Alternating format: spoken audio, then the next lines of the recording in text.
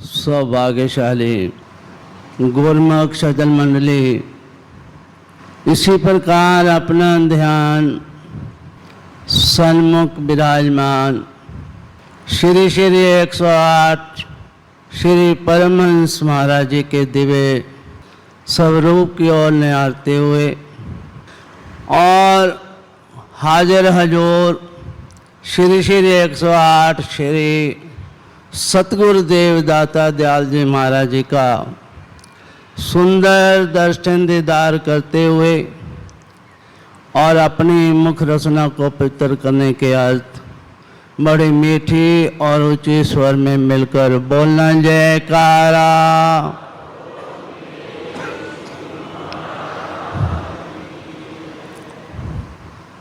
सौभाग्यशाली गुरुमुखों, जैसे कि हम रोजमर्रा श्री आरती पूजा में ये पद उच्चारण करते हैं, समृत सतगुरुदेव जी लीनी तुमरी और तुमरी कृपा से मिटत हैं जन्म जन्म के खोट। कि ऐ समृत सतगुरुदेव महाराज जी, हम आपकी शरण में आए हैं और आपने ही हमारी रक्षा करनी है। लेकिन संसार के अंदर देखा जाता है कि कोई धन का सहारा लेता है, कोई कुटुंब परिवार का सहारा लेता है, कोई माता पिता का सहारा लेता है। लेकिन जो श्री आनंदपुर के अनुयायी हैं, श्री अनंतपुर धाम के सेवक हैं, वो केवल अपने इष्ट देव का सहारा लेकर के इस संसार में विचरण करते हैं, यानी कि संसार के कार्य को पूर्ण करते हैं। लेकिन श्री गुरु महाराज जी की ये अपार कृपा है कि हमें अपने सेवक कहलाने का अवसर दिया और हम पर अपने कृपा उतार करके हमें अपने आशीर्वादों से, अपने प्यार से हमें श्री अनंतपुर धाम की चरण शरण प्राप्त कराई। तो गुरुमुखों, एक संत श्री आश्रम में रहते थे। उनके पास कई सेवक थे।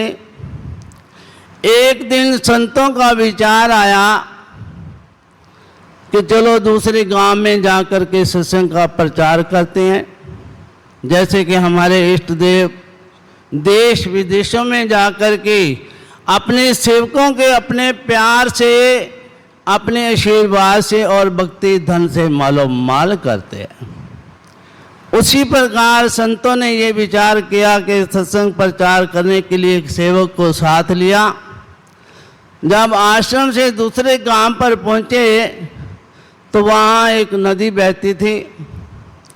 बरसातों के दिन थे, नदी किनारे तक चढ़ी हुई थी और गुरुदेव सोचने लगे कि अब पार कैसे हों।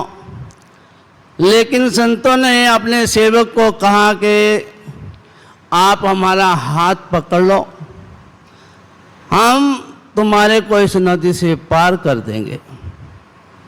एक बार कहा, 2 बार कहा, 3 बार कहा, 4 बार कहा, लेकिन उस सेवक ने संतों का हाथ नहीं पकड़ा।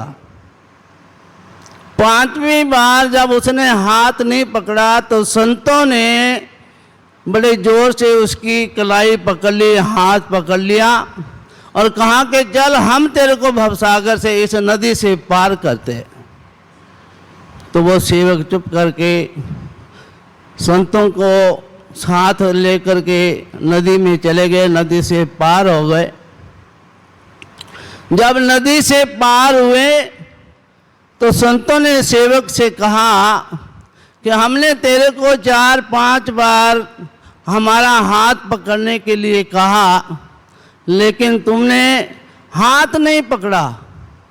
तो वो सेवक नतमस्तक होकर के हाथ जोड़ करके निम्रता से विनय करता है कि महाराज जी, हम तो निर्बल जीव हैं, कमज़ोर जीव हैं। अगर मैं आपका हाथ पकड़ लेता, हो सकता था कि मेरा हाथ आपके हाथ से छूट जाए, क्योंकि हम कमज़ोर हैं। लेकिन जब आपने हमारा हाथ पकड़ लिया तो मेरे को विश्वास हो गया कि अब मैं नदी से पार हो जाऊंगा।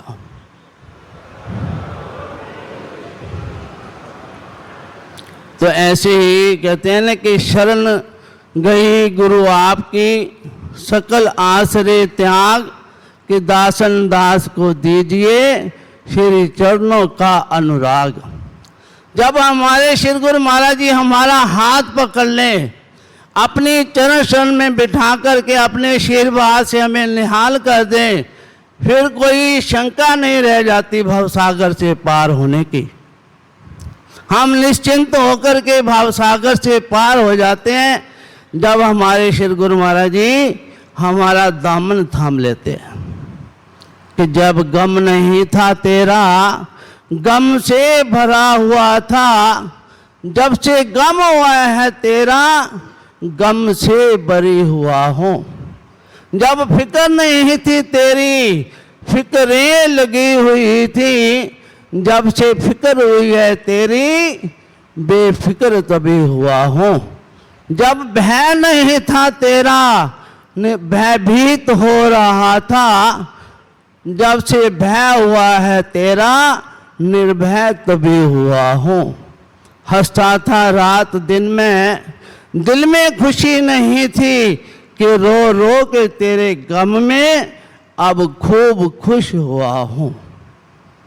तो दुनिया के दुखों से निजात पाने के लिए अपने गम को, अपने फिक्र को, अपनी भय को, अपनी चिंताओं को अपने इष्ट देव के हवाले कर देंगे तो हम निश्चित तौर पर भवसागर से पार हो जाएंगे।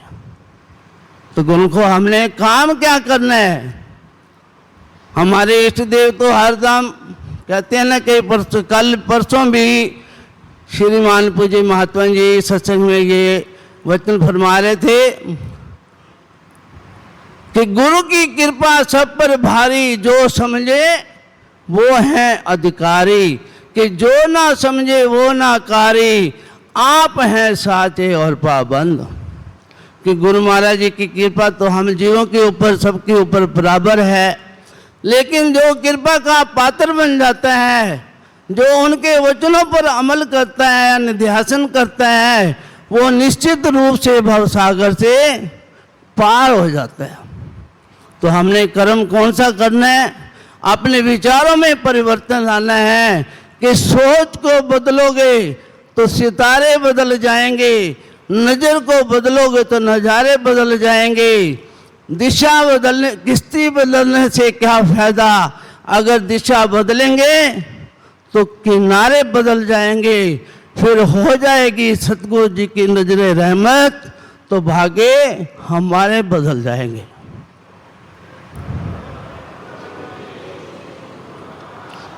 तो गुरु को हमने अपनी सोच में परिवर्तन लाना है, अपनी नज़र में परिवर्तन लाना है।